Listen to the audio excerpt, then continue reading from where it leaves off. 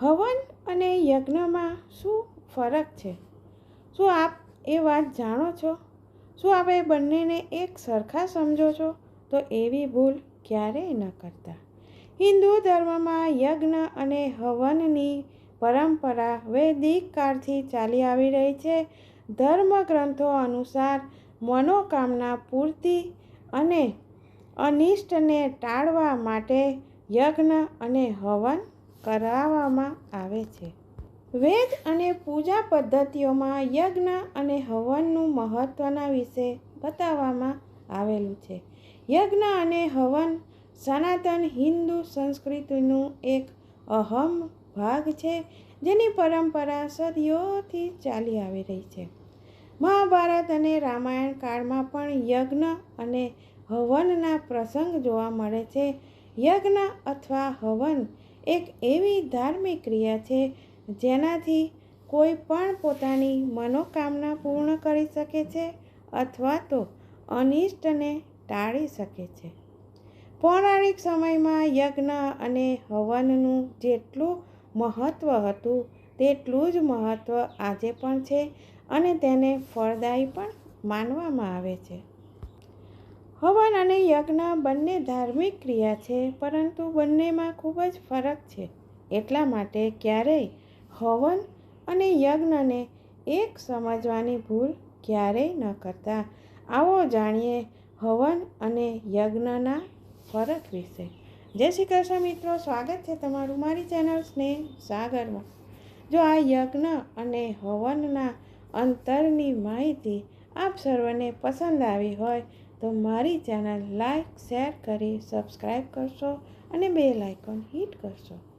ધર્મગ્રંથો અનુસાર યજ્ઞની રચના સૌથી પહેલાં પરમપિતા બ્રહ્માજીએ કરી હતી અને આ કોઈ પૂજાનું સૌથી મોટું મહત્વપૂર્ણ અનુષ્ઠાન હોય છે, જેને ગુરુ અથવા સંત દ્વારા અગ્નિની ચારેય બાજુ બેસીને મંત્રનો જાપ કરે એવું જોવામાં આવે છે. અને યજ્ઞ માટે પ્રજ્વલિત કરવાવાળી અગ્નિને યજ્ઞાગ્નિ કહેવામાં આવે છે. યજ્ઞને સામાન્યતઃ કર્મકાંડની વિધિ કહેવામાં આવે છે અને આ યજ્ઞ મનોકામના પૂર્તિ માટે, ઉર્વરતા, વરસાદ માટે અને યુદ્ધ ઉપર વિજય મેળવવા માટે અથવા તો અનિષ્ટને ટાળવા માટે કરવામાં આવે છે. ભગવાન શ્રી કૃષ્ણને અર્જુનના પૂછવા પર ભગવાન શ્રી કૃષ્ણએ કહ્યું હતું કે લોક કલ્યાણ માટે યજ્ઞ અને ભગવાનની આરાધના માટે યજ્ઞ કરવામાં આવે છે અને આપણું જીવન પણ એક યજ્ઞ સમાન છે, જેમાં શ્વાસની આહુતિ આપવી પડે છે. હવન યજ્ઞનું એક નાનું સ્વરૂપ છે, જેમાં મંત્રોચ્ચારણની સાથે અગ્નિમાં આહુતિ આપવામાં પણ આવે છે. હિન્દુ ધર્મમાં હવનને શુદ્ધિકરણનું એક કર્મકાંડ માનવામાં આવે છે. સરળ અર્થમાં આપણે જાણીએ તો કુંડમાં અગ્નિના માધ્યમથી દેવતાઓની નજીક પહોંચવા માટેની એક પ્રક્રિયા છે, જેને હવન કહેવામાં આવે છે.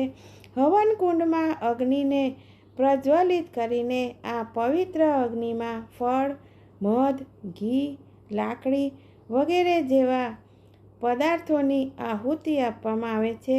માન્યતા છે કે આની આસપાસ રહેલી જે ખરાબ શક્તિઓ હોય છે તે પોતાનો પ્રભાવ છોડી દે છે અને હવન પ્રક્રિયાથી નકારાત્મકતા દૂર થાય છે અને તેમાંથી મુક્તિ મળે છે. શુભ કામના, સ્વાસ્થ્ય માટે અને સમૃદ્ધિ માટે હવન કરાવવાનું ખૂબ જ મહત્વપૂર્ણ માનવામાં આવે છે. મુખ્ય રૂપથી હવન યજ્ઞનું જ એક નાનું સ્વરૂપ છે. કોઈ પણ પૂજાના અંતમાં અગ્નિમાં આપવાવાળી આહુતિ હવન કહેવાય છે, જ્યારે યજ્ઞ એક મોટું અને વ્યાપક વૈદિક અનુષ્ઠાન છે. હવન એક નાનું અનુષ્ઠાન છે જેને ઘરના કોઈ પણ સામાન્ય પૂજા અથવા તહેવારમાં આસાનીથી કરી શકાય છે, જ્યારે યજ્ઞ એક બહુ જ મોટું અને વિસ્તૃત અનુષ્ઠાન છે જેને કરાવવા માટે કંઈક કેટલાય દિવસ અને મહિના લાગે છે અને આને મોટા પાયે પર કરવાની અને આના માટે જગ્યા પણ મોટી જોઈએ છે. હવનનો એક મુખ્ય ઉદ્દેશ્ય એ પણ છે કે મુખ્ય રૂપથી ઘરનું અથવા તો કાર્યસ્થળનું વાતાવરણને શુદ્ધ કરવું, સકારાત્મક ઉર્જાને આમંત્રિત કરવા માટે કરવામાં આવે છે અને નકારાત્મક ઉર્જાને દૂર કરવા માટે હવન કરવામાં આવે છે. જ્યારે યજ્ઞ કોઈ વિશેષ અને મોટા ઉદ્દેશ્યથી જેવી રીતે વિશ્વ કલ્યાણ, વરસાદ માટે, શાંતિ માટે, આધ્યાત્મિક શુદ્ધિ માટે કરવામાં આવે છે. હવનમાં મુખ્ય રૂપથી ઘી, હવન સામગ્રી, જડીબુટ્ટીઓ અને એનું મિશ્રણ અથવા તો સૂકા મેવા વગેરેની આહુતિ આપવામાં આવે છે. જ્યારે યજ્ઞમાં હવિ ભોજન અથવા તો કોઈ અન્ય મહત્વપૂર્ણ સામગ્રીઓની આહુતિ આપવામાં આવે છે. હવનના નિયમ ખૂબ જ સરળ હોય છે. પરિવારના કોઈ પણ સદસ્ય, યજમાન અથવા તો પંડિતજીની મદદથી કરી શકાય છે.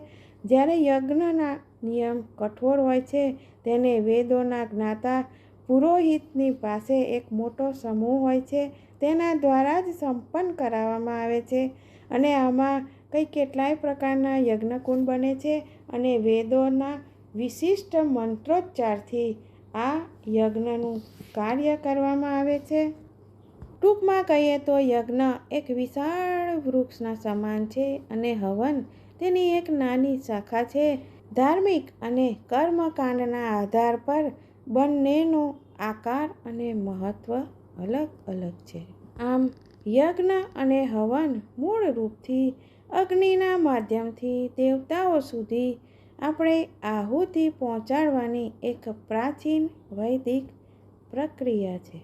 જય શ્રી કૃષ્ણ. ફરી મળીશું આવા નવા અવનવા અદ્ભુત વિષયો સાથે.